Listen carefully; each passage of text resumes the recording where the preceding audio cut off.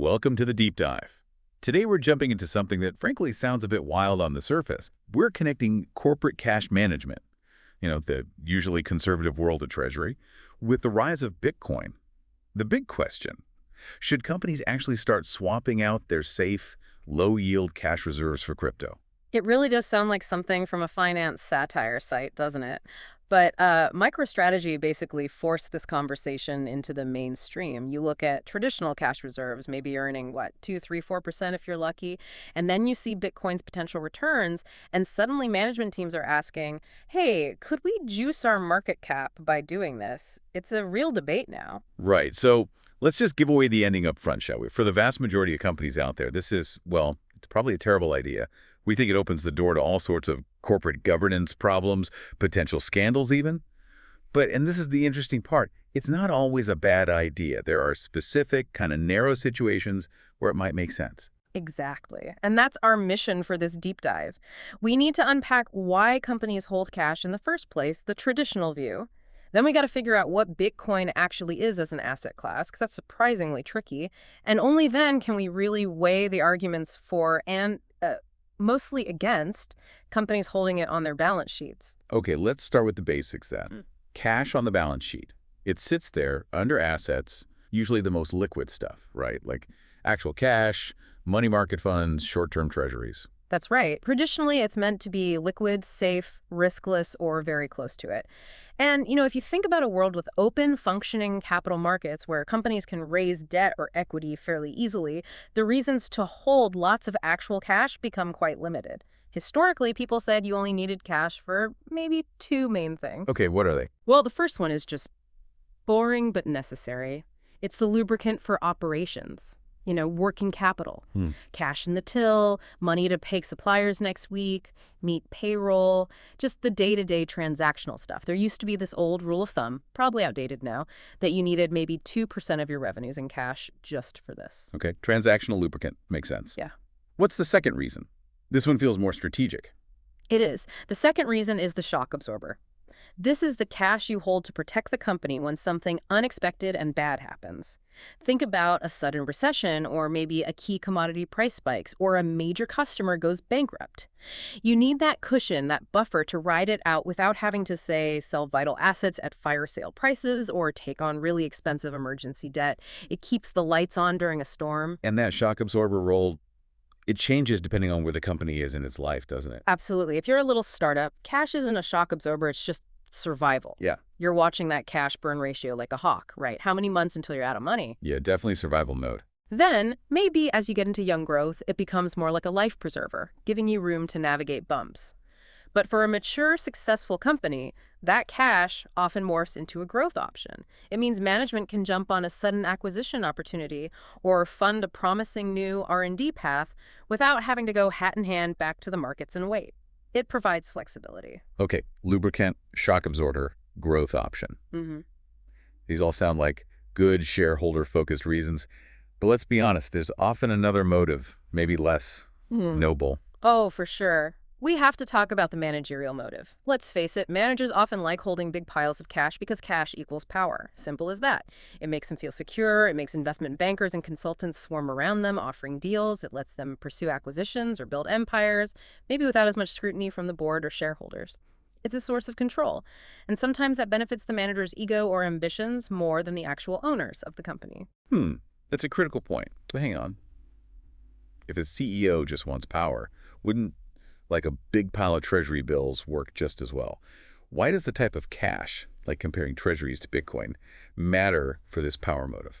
That's a really sharp question. The difference is maybe the flavor of power. Holding traditional cash like T-bills gives you operational power, transactional power. You can do deals, fund projects. Holding something like Bitcoin, though, because it's so volatile and talked about, it offers the manager the chance to be seen as a financial wizard, a market genius. It's not just operational control. It's perceived intellectual or trading prowess. It feeds a potentially different and maybe more dangerous kind of managerial hubris. Does that make sense? Yeah, it does. It's less about steady management, more about being seen as a visionary trader. Okay, let's put some numbers on this cash pile. How much are we actually talking about? The scale is pretty staggering. The source material points out U.S. companies are sitting on about $2.4 trillion in cash. That's Mhm. roughly 9% of their total book value. And globally, it's even bigger. We're talking $11.4 trillion worldwide, about 11% of global book value. Wow. That's a huge amount of capital just sitting there. It is. And if you slice that data, you see the motives playing out. Guess who holds the most cash as a percentage of their value? Got to be tech companies, right? Facing disruption, uncertainty. Exactly. Technology firms hold about 19% of their book value in cash. That shock absorber motive is really strong there because their world changes so fast. Compare that to, say, utilities or real estate companies, much more stable regulated businesses. They hold way less cash. And you see regional differences, too, linked to risk. Yeah, definitely. Companies in regions with high economic uncertainty, think parts of Latin America, tend to hold more cash. Same goes for places with, let's say, weaker corporate governance norms, like historically in parts of Eastern Europe or Russia. Where there's less trust in the system or in institutions, companies tend to hoard cash internally. It's almost a barometer of distrust. Distrust. Well, that's a perfect segue, isn't it? Let's talk about the assets supposedly built on distrust. Bitcoin. Couldn't plan that better myself. Yeah. Bitcoin, born in November 2008. What was Yeah. happening then? Oh, yeah, just the small matter of a global financial meltdown. Right in the thick of it. Lehman Brothers had just collapsed. Trust in banks, governments, the whole financial establishment was cratering. And Bitcoin was conceived explicitly out of that environment. Its core premise was, don't trust those central institutions. Don't trust banks. Don't trust governments to manage currency. The whole point of the blockchain, its key innovation, is this idea of crowd-checking transactions. Verification by the network, not by some central authority. Someone famously called it a currency designed by the paranoid for the paranoid. And there's some truth to that, given its origins. Okay, so born out of distrust, how does that affect trying to figure out what it's actually worth? You hear people arguing constantly, Bitcoin's cheap, Bitcoin's expensive. Why is that argument kind of pointless for our discussion today? It's pointless because Bitcoin is priced, it's not valued. And that sounds like semantics, but it's crucial. Think about traditional assets. A stock represents a claim on future earnings. A bond pays interest. An apartment building generates rent. They have cash flows. We can build models, like discounted cash flow, to estimate an intrinsic value based on those expected cash flows. Right, you can calculate what it should be worth based on fundamentals. Exactly. But Bitcoin doesn't generate cash flow. Neither does the US dollar or gold or a Picasso painting. These things don't have intrinsic cash flows, so you can't value them in the same way. Their worth comes purely from supply and demand, perception, desirability, momentum. Basically, what someone else is willing to pay for it tomorrow. They are priced by the market. Okay, no cash flows, so it's priced, not valued. No. Why is that specific distinction so critical for a CFO thinking about parking corporate cash there?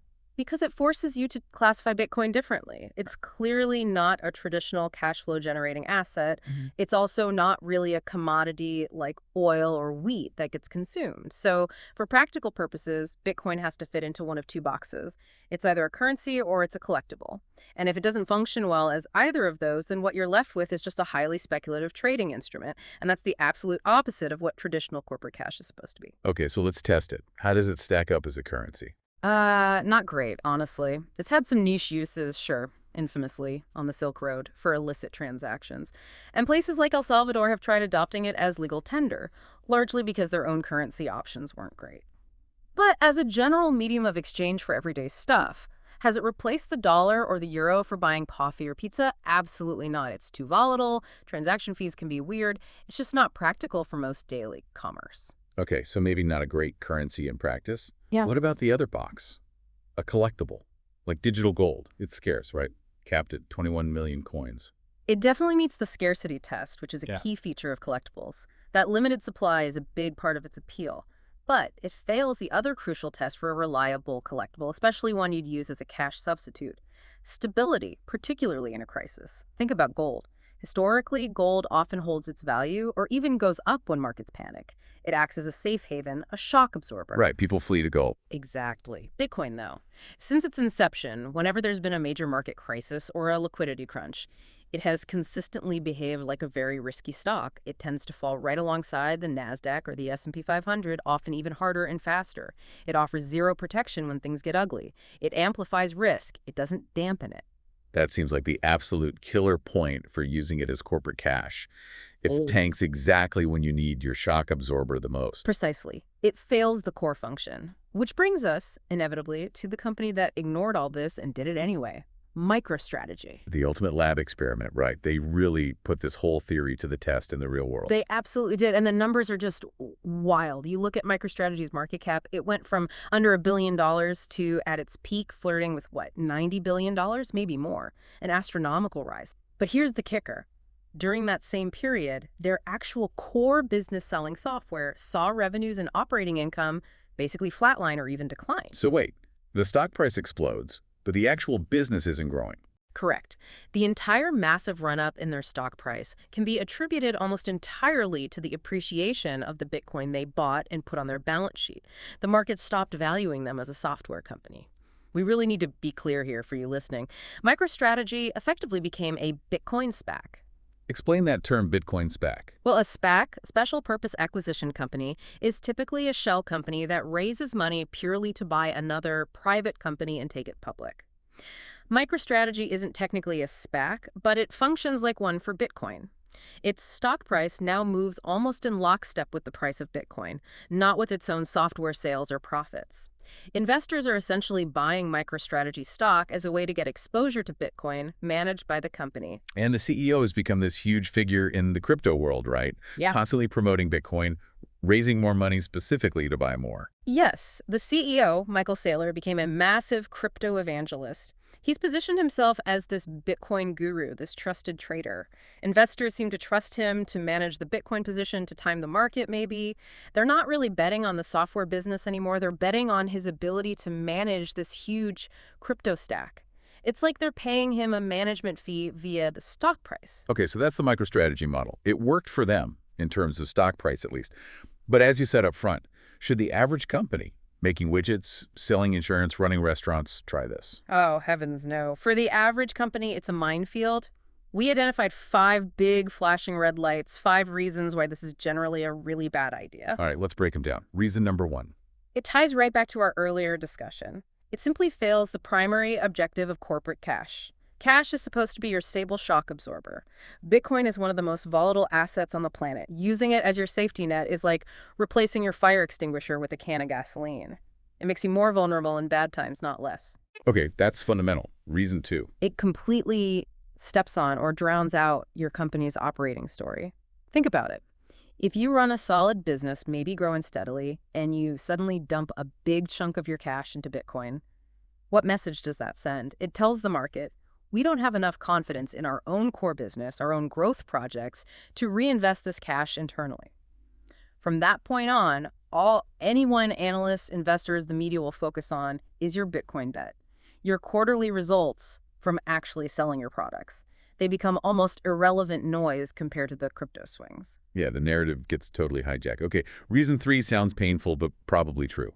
It is. Corporate managers are most universally terrible traders. I mean, just look at the history. Companies trying to time commodity markets, hedge currencies, they consistently buy high and sell low. It's uncanny. Now you want to take people trained in operations, marketing, logistics, and have them try to time the swings in arguably the most speculative, sentiment-driven asset class ever created. It's setting them up for failure, potentially catastrophic failure. Right. Stick to your knitting, as they say. What's the 4th reason? This one's about the shareholders. Exactly. It comes down to shareholder preference and agency. If I'm a shareholder in, say, Coca-Cola, and I think Bitcoin is going to the moon, I would vastly prefer Coke. Just pay me a higher dividend or buy back stock with that excess cash. Then I can take my money and decide if I want to buy Bitcoin or gold or Tesla stock, or maybe just pay down my mortgage. Shareholders generally want to make their own capital allocation decisions, especially for highly speculative bets. They don't want the CEO of their soda company making that gamble for them with corporate funds. That makes total sense. Give the owners the choice. Yeah. And the 5th reason, this is like a big governance warning. It's the ultimate governance red flag. Allowing managers to invest corporate cash in highly volatile, sometimes opaque assets like Bitcoin is basically a license for abuse. It creates opportunities for misuse of funds, for hidden losses, for potential scandals that are much harder for boards and shareholders to oversee compared to managing a portfolio of T-bills. It introduces a level of fiduciary risk and temptation that most companies absolutely do not need. Okay, 5 very strong reasons why this is generally a don't go there strategy. Yeah. But you mentioned exceptions. This is where it gets really interesting. Where could this possibly make sense? You outlined 4 specific cases. Right, these are the narrow carve-outs. But they come with huge caveats. First, there's what we call the savant case. This is essentially the MicroStrategy model we discussed. The CEO, or maybe the CFO, is widely perceived by the market as being a uniquely skilled Bitcoin timer, a crypto genius. Investors aren't buying the underlying business, they are consciously buying that manager's supposed trading skill. They're paying a premium for the company to act like their crypto fund manager. It's like buying Berkshire Hathaway to get Warren Buffett. It's very rare and relies entirely on the cult of personality. Okay, betting on the genius trader CEO. Highly specific. What's exception number 2? The second is the business requirement case. This is much more straightforward. It's when a company actually needs to hold and use Bitcoin as part of its core operations. Think about crypto exchanges like Coinbase or payment processors like PayPal that are facilitating crypto transactions. They need some level of Bitcoin inventory to operate their business smoothly. But the key test here is proportionality. Are they holding Bitcoin balances reasonably related to their transaction volume? Or are they holding way more than needed, effectively speculating with corporate cash? That's the crucial distinction. Got it. Needs versus wants. The third case feels like it connects back to Bitcoin's origins. It really does. We called it the escape artist. This applies to companies operating primarily in countries with collapsing or extremely unstable domestic currencies. Think about a company like Mercado Libre, which operates across Latin America, including places like Argentina, where the peso has been a disaster. For them, holding Bitcoin might actually offer more relative stability and predictability than holding the rapidly depreciating local currency. They're using Bitcoin not as a speculative bet up, but as an escape hatch from a currency that's betting down. A flight to relative safety, even if that safety is Bitcoin. Fascinating. Okay, and the last one. This one sounds a bit cynical. It is a bit cynical, but it reflects market reality. It's the meme company. These are companies, often with well-known brand names from the past, whose actual operating businesses are basically dead or dying. Think GameStop or AMC Theaters. But their stocks remain actively, sometimes wildly, traded purely on speculation, social media hype, and, well, memes. The stock price is totally disconnected from business fundamentals. For these companies, you could argue they've already thrown in the towel on being a normal operating business. Their shareholders are there for the gamble. So maybe leaning into that gamble by buying Bitcoin isn't entirely crazy. It aligns management with what their specific speculative shareholder base seems to want. They might as well embrace being a trading vehicle. Wow. So the savant, the business requirement, the escape artist, and the meme company, that's a very specific and kind of strange list. Even in these cases, though, you can't just let managers run wild, right? What guardrails are absolutely essential. Absolutely not. Even if you fit one of these narrow exceptions, you need strict rules. The source material stresses 3 critical guardrails. 1, you need explicit shareholder buy-in. This shouldn't be a surprise move by management. It needs formal approval. 2, radical transparency. Companies can't hide behind security reasons. They need to disclose exactly when they buy, when they sell, how much they hold. No secrets. And 3, clear, consistent mark-to-market accounting. The value of these volatile holdings, up or down, needs to be reflected accurately and immediately in the financial statement so everyone knows the real-time impact. Okay, shareholder approval, transparency, mark-to-market. Non-negotiable. Let's shift perspective slightly. What does all this mean for Bitcoin itself? You know, the advocates want big institutions and companies to buy in. More demand against that fixed 21 million supply should mean price goes up. Right. That's the bull case. Yes, more institutional demand equals higher prices. But making Bitcoin more palatable to the establishment, getting it onto corporate balance sheets, it comes with some potentially significant unintended costs for Bitcoin itself. Like what? Well, we see 3 potential downsides. First, when you attract big institutional players, you inevitably change the nature of the investor base. It becomes less about early adopters and tech believers and more about traditional portfolio managers. That changes how the asset trades. Second, institutions, particularly large ones, can often act like sheep. They follow trends. So the same institutions piling in today because Bitcoin is hot could very easily stampede for the exits en masse if the price dips significantly or sentiment changes.